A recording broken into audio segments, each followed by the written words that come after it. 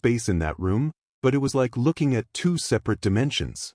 When I saw the girl I saw the form, and when I saw the form I saw the girl. I couldn't speak. I could barely even see. My mind was revolting against what it was attempting to process. I had been scared before in my life, and I had never been more scared than when I was trapped in the fourth room, but that was before room 6. I just stood there, staring at it. There was no exit. I was trapped here with it. And then it spoke again.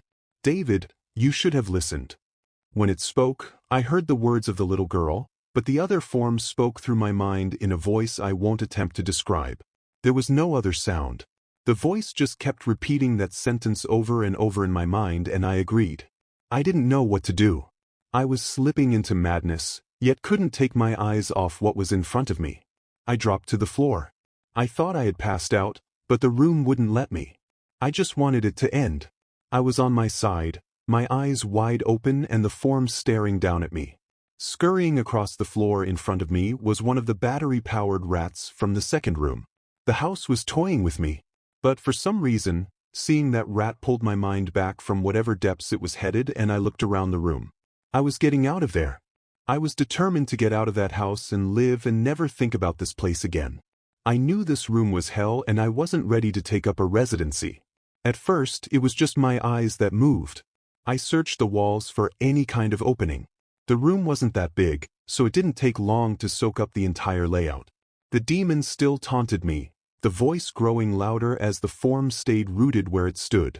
I played my hand on the floor and lifted myself up to all four, and I turned to scan the wall behind me. Then I saw something I couldn't believe. The form was now right at my back, whispering into my mind how I shouldn't have done. I felt its breath on the back of my neck, but I refused to turn around. A large rectangle was scratched into the wood, with a small dent chipped away in the center of it. Right in front of my eyes I saw the large 7 I had mindlessly etched into the wall. I knew what it was. Room 7 was just beyond that wall where room 5 was moments ago. I don't know how I had done it. Maybe it was just my state of mind at the time, but I had created the door. I knew I had. In my madness, I had scratched into the wall what I needed the most. An exit to the next room. Room 7 was close. I knew the demon was right behind me, but for some reason it couldn't touch me. I closed my eyes and placed both hands on the large 7 in front of me. I pushed. I pushed as hard as I could. The demon was now screaming in my ear. It told me I was never leaving. It told me that this was the end, but I wasn't going to die. I was going to live there in room 6 with it. I wasn't. I pushed and screamed at the top of my lungs. I knew I was going to push through the wall eventually. I clenched my eyes shut and screamed, and the demon was gone. I was left in silence. I turned around slowly and was greeted by the room as it was when I entered, just a chair and a lamp. I couldn't believe it, but I didn't have time to well. I turned back to the 7 and jumped back slightly. What I saw was a door. It wasn't the one I had scratched in, but a regular door with a large 7 on it. My whole body was shaking. It took me a while to turn the knob. I just stood there for a while, staring at the door. I couldn't stay in room 6. I couldn't. But if this was only room 6, I couldn't imagine what 7 had in store. I must have stood there for an hour, just staring at the 7. Finally, with a deep breath, I twisted the knob and opened the door to room 7. I stumbled through the door mentally exhausted and physically weak. The door behind me closed and I realized where I was. I was outside. Not outside like room 5, but actually outside. My eyes stung. I wanted to cry. I fell to my knees and tried, but I couldn't. I was finally out of that hell. I didn't even care about the prize that was promised. I turned and saw that the door I just went through was the entrance. I walked to my car and drove home, thinking of how nice a shower sounded. As I pulled up to my house, I felt uneasy. The joy of leaving No End House had faded and dread was slowly building in my stomach. I shook it off as residual from the house and made my way to the front door. I entered and immediately went up to my room. There on my bed was my cat, Baskerville. He was the first living thing I had seen all night, and I reached to pet him.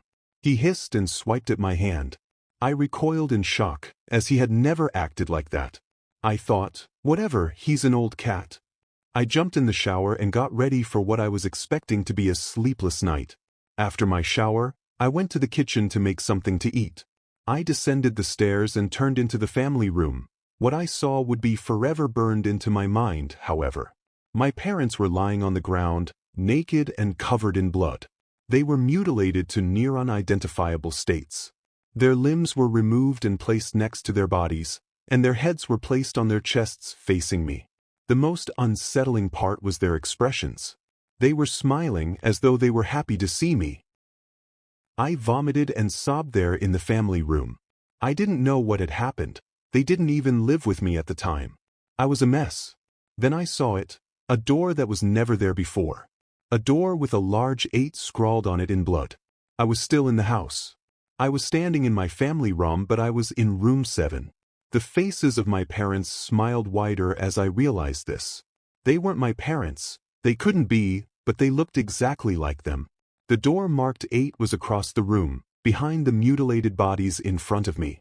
I knew I had to move on, but at that moment I gave up. The smiling faces tore into my mind. They grounded me where I stood.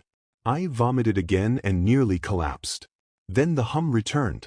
It was louder than ever and it filled the house and shook the walls. The hum compelled me to walk. I began to walk slowly, making my way closer to the door and the bodies. I could barely stand, let alone walk, and the closer I got to my parents, the closer I came to suicide. The walls were now shaking so hard it seemed as though they were going to crumble, but still the faces smiled at me. As I inched closer, their eyes followed me. I was now between the 2 bodies, a few feet away from the door. The dismembered hands clawed their way across the carpet towards me, all while the faces continued to stare. New terror washed over me and I walked faster. I didn't want to hear them speak. I didn't want the voices to match those of my parents. They began to open their mouths and the hands were inches from my feet. In a dash of desperation, I lunged toward the door, threw it open, and slammed it behind me. Room 8. I was done. After what I had just experienced, I knew there wasn't anything else this house could throw at me that I couldn't live through. There was nothing short of the fires of hell that I wasn't ready for. Unfortunately, I underestimated the abilities of No End House because, in room 8, things just got more disturbing, more terrifying, and more unspeakable. I still have trouble believing what I saw in room 8. Again, the room was a carbon copy of rooms 4 and 6, but sitting in the usually empty chair was a man. To my horror, I gradually realized that the man sitting in the chair was me. Not someone who looked like me. It was me, David Williams. I walked closer. I had to get a better look even though I was sure of it. He looked up at me and I noticed tears in his eyes. "Please," he whispered. "Please don't do it. Please don't hurt me." "What?" I asked. "Who are you? I'm not going to hurt you." "Yes, you are." He was sobbing now. "You're going to hurt me and I don't want you to." He sat in the chair with his legs up and began rocking back and forth. It was actually pretty pathetic looking, especially since he was me, identical in every way. "Listen, who are you?" I was now only a few feet from my doppelganger. It was the weirdest experience yet, standing there talking to myself. I wasn't scared, but I would be soon. "Why are you dash? You're going to hurt me, you're going to hurt me, if you want to leave you're going to hurt me. Why are you saying this? Just calm down, alright? Let's try and figure this dash," and then I saw it. Follow for part 3.